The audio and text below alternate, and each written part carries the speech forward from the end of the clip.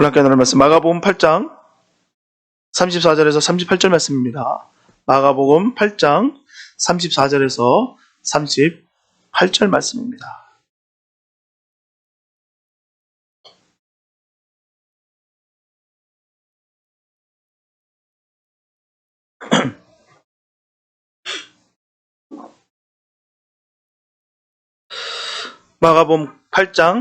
마가복음 8장 34절에서 38절 말씀입니다. 34절에서 38절 말씀.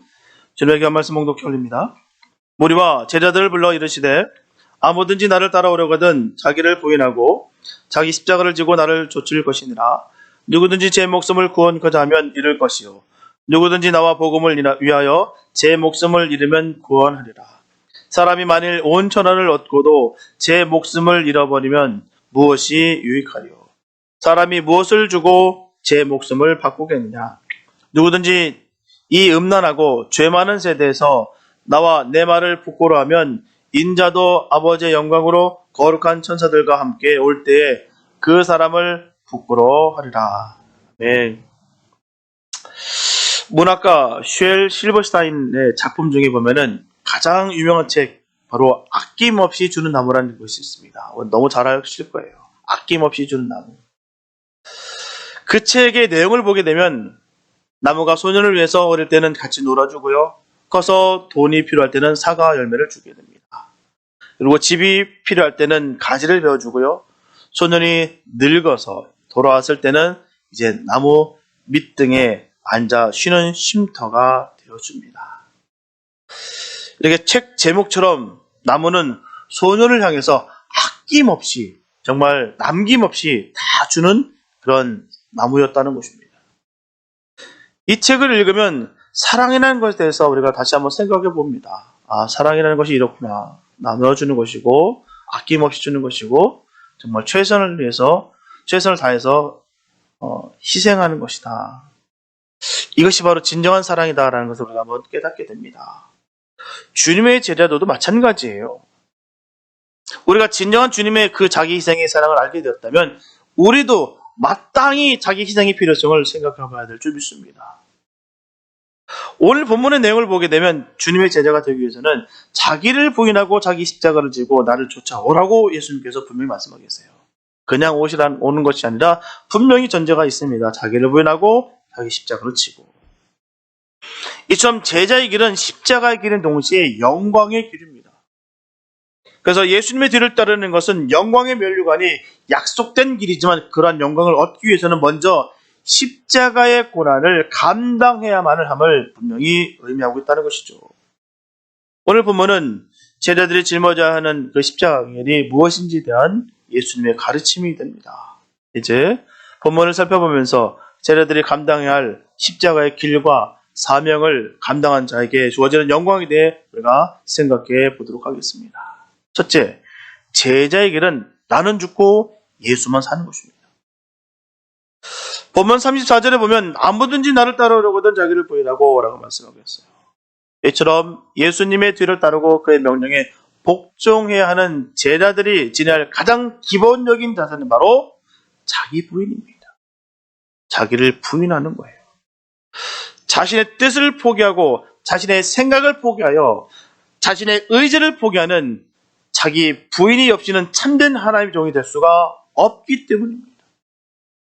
마치 지혜로운 종이 상전의 뜻을 잘 알고 그의 뜻대로 일을 잘 처리하듯이 또한 효자가 자신의 뜻이나 고집을 꺾고 부모의 뜻에 온전히 순종하듯이 예수님의 참된 제자는 예수님의 그 뜻에 의해 자신을 과감히 버리는 것입니다. 빌립보서 2장 8절에서 말씀하고 있듯이 사람의 모양으로 나셨음에 자기를 낮추시고 십자가에 죽기까지 하나님께 복종하신 예수 그리스도의 삶을 우리가 본받아야 합니다. 이렇게 하나님께 철저히 또한 복종하셔서 우리를 위해 예수님께서 모든 것을 다 버리시고 다 희생하셔서 자기 부인의 그 본을 보여주셨어요. 언제나 주님께서는 먼저 보여주셨고요. 우리에게 그 삶을 살라고 말씀하셨습니다. 절대로 인간의 일방적인 희생의 강요만을 말씀하신 적이 없어요. 우리 주님께서 몸소 다 겪으셨고 실천하셨고 희생하셨고 그 후에 우리에게 그 길을 걸어가라 말씀하셨다는 것이죠. 그래서 우리는 주님에 대한 사랑을 통해서 우리의 죄를 발견하고 그로 말미암아 세상과 구별된 삶을 살아야 되는 것입니다. 사도 바울은 골로새서 2장 20절에서 그리스도와 함께 죽었거든 어찌하여 세상에 사는 것과 같이라고 전하면서 우리가 이 땅 가운데 살고는 있지만 이 세상에 사는 것과 같이 않게 살아야 된다라고 말씀하고 있어요.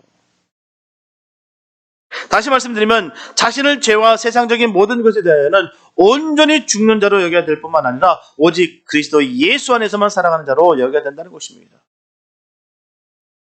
그래서 로마서 6장 11절의 말씀처럼 너희 자신을 죄에 대하여는 죽은 자요 그리스도 예수 안에서 하나님을 대하여는 산 자로 여길지어다. 그렇기 때문에 우리는 철저하게 하나님의 초점을 맞추며 살아야 될 줄 믿습니다. 우리의 모든 초점은 주님께 있어야 돼요.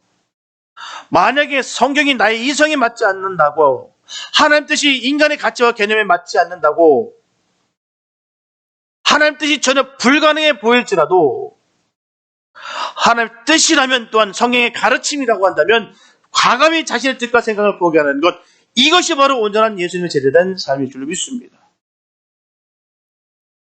그러므로 예수님의 제대된 우리는 먼저 우리의 고집을 꺾어야 되는 거예요.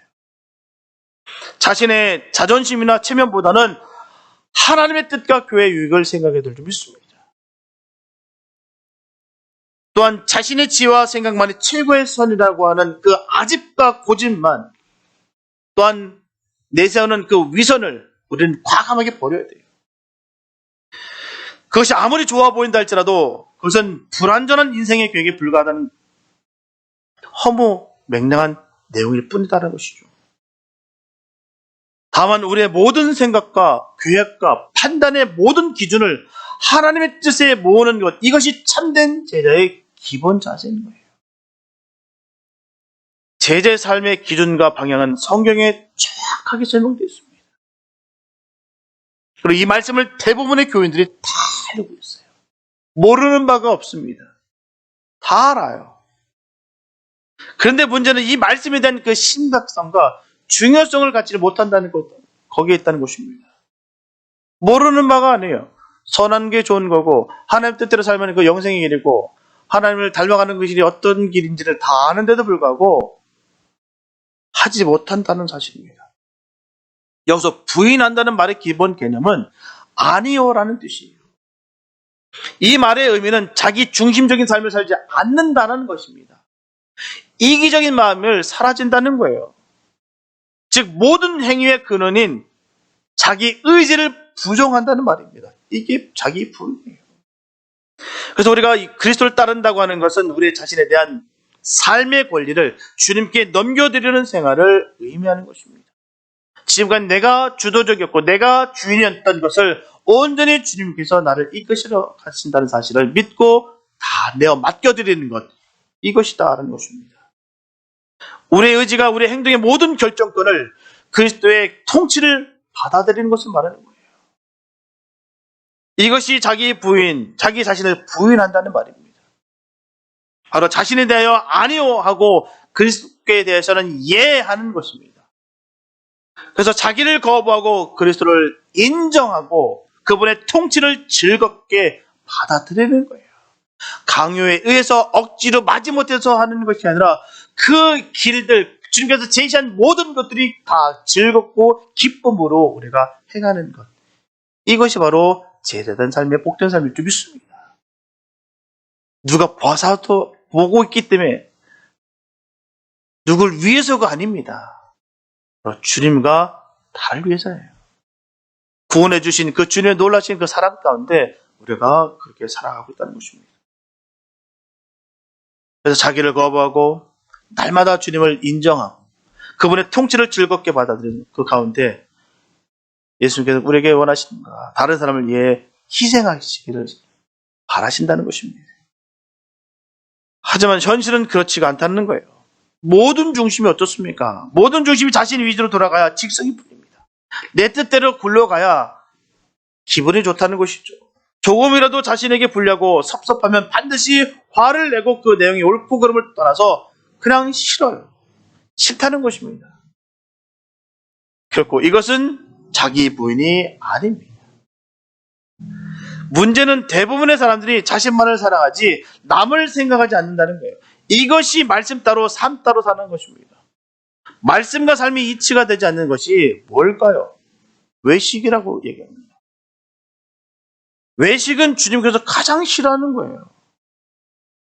우리가 주님을 따르려면 자기를 부인하지 않으면 안 됩니다. 철저하게 자기를 부인해야 돼요. 오늘도 예수님께서는 내 뜻대로 마옵시고 아버지의 뜻대로 하옵소서. 늘 주님의 고백은 이렇습니다. 내 뜻대로 마옵시고 아버지의 뜻대로 하옵소서. 우리 신앙의 고백이 이래야 될 줄 믿습니다. 내 뜻대로 아닌 아버지의 뜻대로 살아갈 수 있는 복된 삶 되시길 축복합니다.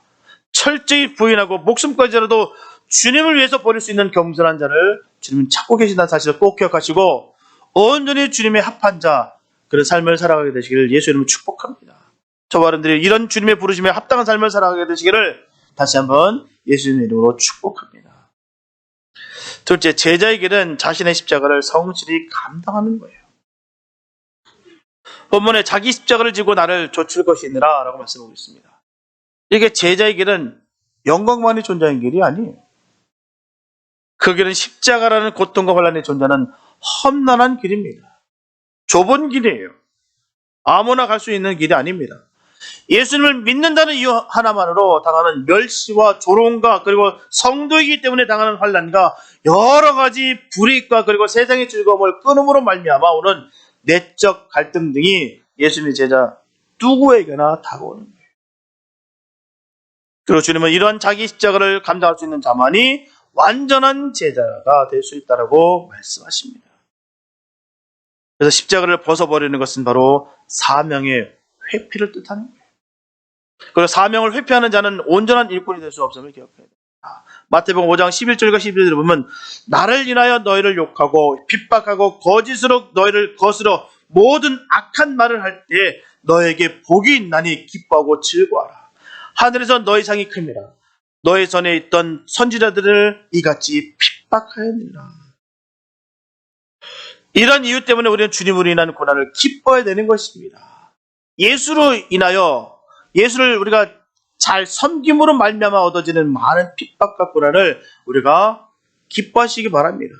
우리가 온전히 주님의 길을 걷고 있다는 또 다른 증거가 된다는 것이죠. 그래서 주님은 이런 당시의 사회에서의 십자가와 관련해서 주님을 따르는 생활하는 것은 자기의 십자가를 지고 형장으로 가는 사람처럼 살아가라 말씀하고 계시는 거예요. 이것이 자기 십자가를 진다는 의미입니다. 그래서 예수님을 주님으로 모신 성도들은 순교할 준비를 하고 살아야 된다는 거예요. 다시 말씀드리면 죽을 각오를 하고 주님을 따르라는 것입니다. 우리가 복음을 받아들이고 믿을 때 자기는 원하지 않지만 다른 사람들이 성도들을 죽음의 형장에 내어줄 수도 있다는 거예요. 실제 초대교회에서 믿음의 선진들이 순교를 다 당했습니다. 뭐 때문에? 예수를 믿는다는 것 때문에. 다른 수많은 범법을 한 것이 아닙니다. 예수를 구주로 믿는 것 그 하나만으로 인하여 순교를 당했어요.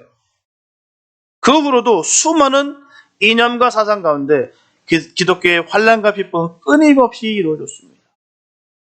이처럼 우리가 예수님의 제자가 된다는 것은 일사각오의 신앙의 지조가 반드시 있어야 되는 거예요. 분명한 것은 제자의 길은 스승의 뒤를 쫓는 길입니다. 스승의 인품을 담고 지혜를 배우며 그 삶을 뒤쫓아가는 거예요. 그 길이 비록 힘들고 어려워도 앞으로 나아가는 것입니다. 그러므로 우리가 참된 예수님의 제자라면 좌로나 우로나 치우치지 말고 예수님만을 우리의 생애 최고의 가치 기준으로 삼아서 최선을 다해 십자가를 지고 예수님의 뒤를 쫓도록 노력해야 될 줄 믿습니다. 우리의 삶의 목적과 목표가 거기 있는 거예요. 예수 닮아가는 거예요. 다른 거 뭐가 있겠습니까? 세상에서 부귀 명화를 누리기 위해서 우리가 주님의 뒤를 따릅니까? 그렇다면 우리는 잘못 가는 거예요. 우리는 영생의 길을 걷기 위해서 주님의 길을 따라가는 것입니다. 그 길이 너무너무 힘들고 어렵다 할지라도 세상 사람들이 비웃고 손가락질 한다 할지라도 우리는 감사하며 영광 돌리며 주님의 길을 따르는 것입니다. 왜요? 그 길이 사는 길이기 때문에. 그리고 주님이 원하시면 가장 소중한 목숨까지라도 언제든지 들을 준비가 믿음의 결단이 있어야 됩니다.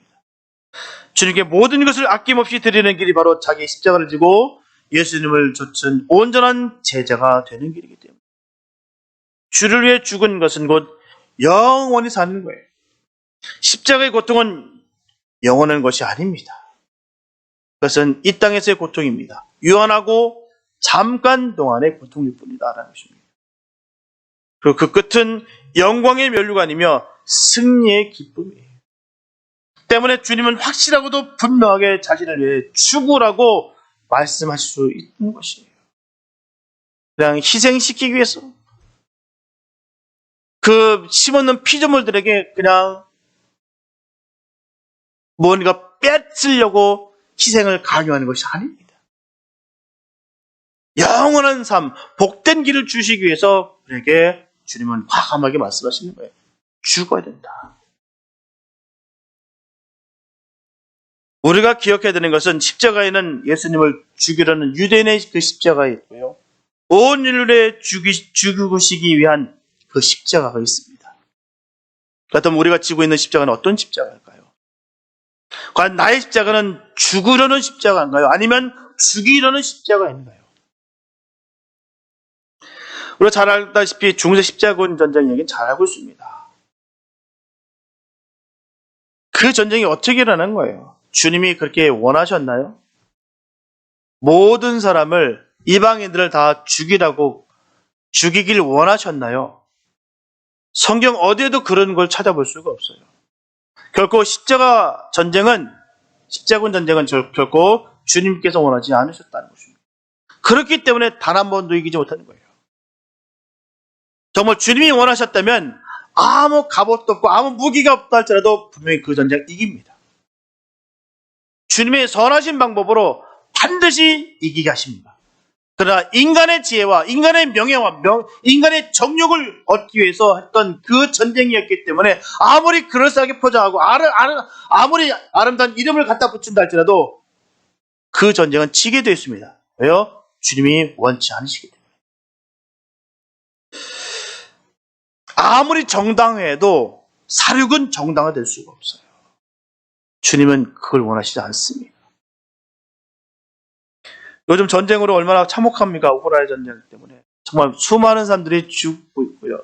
수많은 일들이 지금 멈춰서고 있어요. 왜 그럴까요? 욕심과 정욕입니다. 아무리 그 명분을 세우고 아무리 그럴싸한 걸 갖고 그렇게 침공했으나 결국은 그 민낯은 너무나도 참혹하다는 것이죠. 세상은 그렇습니다. 세상은 그래요. 죽입니다. 빼앗습니다. 훔칩니다. 왜요? 사단의 습성이 그래서요. 우리를 훔치고 죽이고 빼앗으러 왔다 분명히 주님 말씀하셨습니다. 우리의 삶은 그런 삶을 살 수 있는 것이 아닙니다. 하나님의 삶은 주님의 자녀된 삶은 그런 삶이 아니에요. 우리는 십자군의 삶을 사는 것이 아니라 반드시 십자가의 삶을 살아야 될 줄 믿습니다. 히브리서 12장 2절에서 말씀하고 있듯이 주님께서는 앞에 있는 즐거움을 위하여 십자가를 참으사 부끄러움을 개의치 아니하시더니 하나님 보좌 우편에 앉으셨다고 말씀하고 있습니다. 이런 예수님을 바라보시면서 묵묵히 그 십자가를 지시고 주님을 따르는 저와 여러분 되시기를 축복합니다. 반드시 성도에게 있어서는 주님의 십자가가 있어야 돼요. 명분만 있고 명예와 정욕만 있는 것은 성도의 삶이 아닙니다. 다른 건 다 없어도 주님의 그 십자가가 있어야 돼요. 그 십자가를 지고 주님 가신 그 길을 걷는 것이 바로 성도입니다. 성도여야만이 주님의 길을 걸을 수 있으며 주님 나라로 들어갈 수가 있는 것입니다. 우리는 이 사실을 꼭 명심하셔서 언제든 무슨 상황일지라도 그 주님의 십자가를 꽉 붙잡고 믿음으로 주님의 길을 걷는 복된 삶 되시기를 예수님 축복합니다. 셋째, 제자의 길은 제 목숨을 잃는 사람입니다. 1902년 6월 11일 한국 최초의 선교사였던 아펜젤러를 태운 배가 군산 근해에 도착을 합니다. 그런데 선박이 충돌해서 이화 학당의 여학생 2명이 바다에 그냥 빠져버렸어요. 아펜젤러는 여학생들을 구출하기 위해서 바다에 뛰어들었습니다. 자기 자신은 얼마든지 살아남을 수 있었어요. 그의 나이 불과 44살에 44입니다. 그 나이에 목숨을 잃었어요. 그의 죽음을 애석하게 여깁니다. 아펜젤러는 총명하고 잘생긴 사람이었어요. 미국에서 얼마든지 장래가 보장된 사람이었습니다. 그가 낙후된 항구에서 죽은 것은 매우 슬픈 일이었어요. 그러나 아펜젤러의 희생은 결코 헛된 것이 아니었습니다. 그가 세운 배제학교와 정동제일교에서 수많은 인재들이 배출됐어요. 그의 세 자녀는 모두 한국의 선교사로 헌신했습니다. 기독교는 생명입니다. 종교가 아니에요. 생명이에요. 한 톨의 씨앗이 땅에 떨어져 썩어야 수십 배의 열매를 맺습니다. 내 속에 나를 비워야 마음속에 안식과 평화가 깃드는 거예요. 요한복음 12장 24절과 25절 말씀 보면 내가 진실로 너에게 이르노니 한 알의 밀이 땅에 떨어져 죽지 아니하면 한 알 그대로 있고 죽으면 많은 열매를 맺나니 자기 생명을 사랑하는 자는 잃어버릴 것이요 이 세상에서 자기 생명을 미워하는 자는 영생하도록 보존하리라. 분명한 것은 사람이 생명을 얻는 길은 다른 데 있습니다. 생명의 근원과 연결되는 길밖에는 그 어디서도 생명에 이르는 길이 없어요. 이 생명의 근원과 상관없이 자기 스스로 아무리 노력해도 그것은 사람이 구름을 잡거나 바람을 잡는 것처럼 헛수고일 뿐이다라는 것입니다. 그래서 예수님은 본문 36절과 37절에서 분명히 말씀하시기를 사람이 온 세상을 얻는다 해도 제 목숨을 잃는다면 무슨 이익이 있겠느냐? 사람이 목숨을 무엇과 바꿀 수 있겠느냐? 이처럼 사람이 할 수 있는 일은 온 세상을 얻는 것입니다. 그것은 그 사람의 능력과 노력 여하에 따라서 가능할 수 있어요. 그러나 생명 자체를 얻을 수는 없습니다. 생명의 근원이 다른 데 있기 때문이에요. 즉 생명은 소유가 아니라 존재에 있다는 것입니다. 생명의 근원과 연결되는 길, 소유가 아니라 존재의 길은 곧 다음과 같은 예수님 말씀이 다 들어가 있어요. 나 때문에 또 복음 때문에 제 목숨을 잃는 사람은 살 것이다. 이 말씀이 바로 생명의 근원에 연결되는 삶의 태도에 대한 해명이에요. 그래서 예수 그리스도가 곧 복음입니다. 이 말씀을 즉흥적으로 우리에게 순교로 강요하는 것을 이해하면 곤란합니다. 물론 목숨을 잃는다는 말을 문자 범주 안에서 보게 된다면 우리가 순교라고 생각할 수도 있어요. 하나, 기독교 신앙이라는 것이 늘 기독교 신앙과 순교의 양자되기를 집중되는 것은 결코 아닙니다. 물론 이런 뜻도 내포하고는 있으나 하지만 말의 뜻을 분명히 우리가 해야만 하는 것이죠. 앞서 설명한 제 목숨을 살리는 사람에 대한 설명을 우리가 기억한다면 이 말씀도 이해할 수 있을 것입니다. 세상 사람들은 자기 생명을 스스로 지켜나가는 일에 모든 힘을 다 쏟아요. 하지만 우리는 그런 방식을 포기해야 됩니다. 대신 생명의 근원인 예수 그리스도의 그 복음에 집중해야 되는 거예요. 자기를 확대하는 일이 아니라 바로 자기의 근원인 예수 그리스도와 그 복음을 추구하는 것입니다. 그러다 보면 결국 이 세상의 방식으로 자기를 이루는 일에는 소홀하게 돼요. 그게 곧 목숨을 잃는 것입니다. 예수님의 비유에 나오는 대로 잔치 자리에 가서도 높은 자리에 앉는 것이 아니라 오히려 낮은 자리에 앉습니다. 어린아이처럼 늘 자기를 낮춥니다. 자기를 내세우는 이 세상의 질서에서 볼 때는 이런 사람은 바로 죽는 것이지만 예수님의 말씀에는 사는 것입니다. 기준이 달라요. 우리의 기준이 어디 있느냐가 중요하다는 것입니다. 세상을 바라보는 것이냐, 주님을 바라보느냐. 세상 기준에 살아가느냐 아니면 주님의 기준에 살아가느냐. 우리는 믿음의 결단이 분명히 있어야 될 좀 있습니다. 우리가 차든지 덥든지 하라고 하셨어요. 분명히 경험이 있는 믿음이 있어야 된다고 분명히 말씀하셨습니다. 우리는 온전히 주님 편에 서야 될 줄 믿습니다. 잠시 잠깐이라도 자꾸 세상의 것에 미혹하다 보니까 내 마음속에 있는 주님의 생각은 온전히 사라지고 나의 욕심과 나의 악성과 나의 죄성과 나의 독성이 점점 극에 달하고 결국은 이 세상의 거함으로 말미암아 내가 죽는다는 것입니다.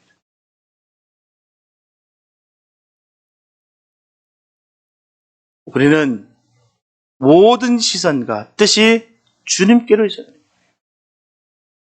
그 길이 온전한 생명의 길이며 주님께서 주시는 무한한 그 놀라우신 사랑을 받을 수 있는 복된 길일 줄 믿습니다. 우리 이 길을 포기할 수 없어요. 다른 건 다 포기할 수 있습니다. 그러나 이 길은 절대 포기할 수 없어요. 우리는 어떤 희생과 고통과 아픔이 있다 할지라도 생명의 길을 걸어가게 되시길 축복합니다. 세상과 타협하지 마시고 세상에 물들지 마시고 세상에서 주님의 자녀로서 복되게 살아가시기 바랍니다. 세상에 있으나 세상에 속한 것이 아니라 하나님 나라에 속한 주님의 자녀에 대한 삶을 살아가시길 축복합니다. 분명 사람들은 자기가 성취할 수 있는 그 생명에 매달리게 돼요. 예수님에게 고난과 죽음이 임하면 안 된다고 펄쩍펄쩍 뛰었던 그 베드로처럼 자기에게 확인된 것만을 기준으로 생각하고 판단할 뿐이지 보이지 않는 더 정확하게 말씀드리자면 아직 드러나지 않는 것을 무시한다는 거예요. 영적인 것에 별로 관심이 없다는 것입니다. 하나님께 속한 것에 별로 관심이 없다는 거예요. 그래서 예수님이 본문 38절에서 분명 말씀하십니다. 누구든지 이 음란하고 죄 많은 세대에서 나와 내 말을 부끄러워하면 인자도 아버지의 영광으로 거룩한 천사들과 함께 올 때 그 사람을 부끄러워하리라. 보이지 않지만 정말 확실한 것을 부끄러워하고 인간이 생산한 것에만 목숨을 걸어두고 사는 사람은 그로 인해서 모든 것이 확연히 드러난 때가 된다면 부끄러움을 당하게 될 것입니다. 우리는 오직 주님 편에 서야 돼요. 언제라도 틀림없습니다. 이것이 변질되면 안 돼요. 때로는 우리가 세상에 지쳐서 아니면 내 생각에 판단에 흐려서 잠시 잠깐 우리 주님의 뜻을 벗어날 때가 있습니다. 그러나 거기서 젖어 행하로 말미암아 우리가 반드시 봐야 될 주님의 뜻을 모를 때가 얼마나 많은지 몰라요.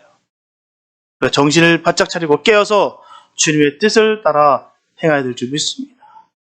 우리의 부족함을 아시는 그 주님께서 우리에게 더욱더 믿음을 주시고 풍성한 은혜를 베풀어 주실 것을 믿음으로 받으시기 바랍니다. 하나님께서는 늘 주님을 사모하는 자들에게 하나님의 한량없는 그 복된 것을 허락해 주셨어요. 우리가 자꾸 보이는 것에, 우리가 번듯해 보이는 것에, 화려한 것에 우리가 시선을 뺏기다 보니까 주님께서 주시는 그 귀한 것을 우리가 잃어버릴 때가 얼마나 많은지 몰라요. 이거보다 어리석은 것은 없습니다. 이보다 불쌍한 삶은 없다는 거예요. 우리가 주님으로 인하여 늘 감사가 넘치는 그런 삶을 살아야 될 줄 믿습니다. 돌아보면 우리에게 은혜밖에 없습니다. 은혜를 잃어버린 백성만큼, 은혜를 잃어버린 성도만큼 불쌍하고 어리석은 것은 없습니다. 오직 주님의 것을 더욱더 사모하시고 주님을 더욱더 집착하시기 바랍니다. 주님께서 주신 한량없는 그 놀라우신 그 사랑을 늘 받고 의지하고 승리하게 되실 예수님을 축복합니다. 방송들 여러분, 오늘 본문에서 예수님께서는 제자들에게 요구하시는 것은 자기를 부인하고 자기의 십자가를 지고 나를 좇을 것이라고 말씀하셨어요. 그래서 우리는 자기에 대하여 아니요하고 주님께 대해서는 이해하며 사는 자기 부인의 삶을 온전히 살아야 될 줄 믿습니다. 그리고 자기 십자가를 지고 사형장으로 가는 사람처럼 늘 순교의 각오로 믿음을 지키며 사는 삶을 살아야 될 줄 믿습니다. 이것이 바로 제자된 삶이에요. 이것이 바로 구원받은 하나님 백성들의 삶인 줄 믿습니다. 너나 할 것 없이 다 하나님 자녀라고 얘기합니다. 너나 할 것 없이 다 성도라고 얘기해요. 그러나 삶에 능력이 없다는 것이에요. 하나님의 말씀이 살아있지 않고 하나님의 그 능력이 나타나지 않는 삶이 어찌 하나님 자녀된 삶이라 우리가 감히 말할 수가 있겠습니까? 늘 일사각오로 지조 있는 믿음의 사람들 되시길 축복합니다. 하나님은 그런 사람들에게 관심 있으시고 그런 사람들과 함께 주님의 주의 나라를 확장시키고 주님의 나라와 함께 영원한 생명을 누리며 살게 하신다는 사실입니다. 늘 새롭게 주님의 말씀 가운데 거하시고 늘 주님 주신 그 은혜로 복되게 세워지길 축복합니다. 하나님 너무너무 우리를 사랑하세요. 그런데 불구하고 우리는 주님의 사랑을 거부하고 세상에 현혹돼서 세상 것에 취해서 우리가 비틀거릴 때가 얼마나 많은지 모릅니다. 우리가 은혜 받을 때는 지금, 내가 주님 편에 설 때는 바로 지금이, 감사할 때는 지금입니다. 지금 우리가 변화돼서 우리가 그 삶을 살아가는 은혜가 있게 되시기 바랍니다. 그럼 우리의 모든 삶을 예수님의 지배를 받으며 그 말씀에 따라 살아야 될 줄 믿습니다. 이것이 바로 진정한 성도의 삶이라는 거예요. 내 마음대로, 내가 원하는 대로, 내 뜻대로 살아가는 것이 아니라 주님께서 원하신 바로 살아가는 것, 이것이 진정한 성도의 삶인 것입니다. 우리가 이러한 삶을 살아가게 될 때 하나님과 교제가 이루어지고 주님의 영광 중에 천사들과 함께 재림하시게 될 때 하나님 나라의 풍성한 은혜도 받게 될 것입니다. 장차 그 영광의 나라를 생각하시면서 지금의 모든 일들을 아름답게 승리하시길 축복합니다. 주님께서 주시는 그 놀라우신 그 사랑을 말미암아 어떤 환경 속에 있다 할지라도 어떤 상황 속에 있다 할지라도 늘 감사와 기쁨과 은혜가 넘치는 주의 자녀 되시길 축복합니다. 이런 약속의 말씀을 온전히 붙잡으시고 성령의 도우심으로 말미암아 자기를 부인하고 십자가를 넉넉히 지는 저와 여러분들 다 되시기를 예수님의 이름으로 축원합니다. 기도합니다. 하나님 감사합니다. 아버지, 우리가 가야 될 길은 명확합니다. 하나님, 주님이 가신 그 길입니다. 아무리 세상이 화려해 보이고 그 길이 좋아 보인다 할지라도 하나님, 그 길은 죽는 길이요 우리가 망하는 길인 것을 늘 기억하며 주님, 그 좁은 길을 걸어갈 수 있는 믿음의 자녀들 되게 하여 주시옵소서.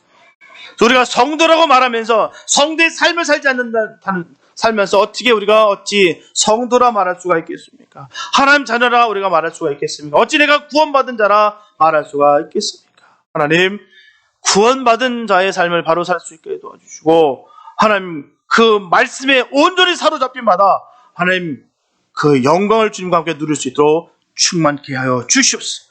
기쁨과 은혜가 주님으로 인하여 임하게 하여 주시옵시고 감사가 늘 넘치는 역사가 이루어지게 하여 주시옵소서. 주께서 함께 하실 줄 믿사오며 우리 권하신 예수님의 이름으로 했습니다.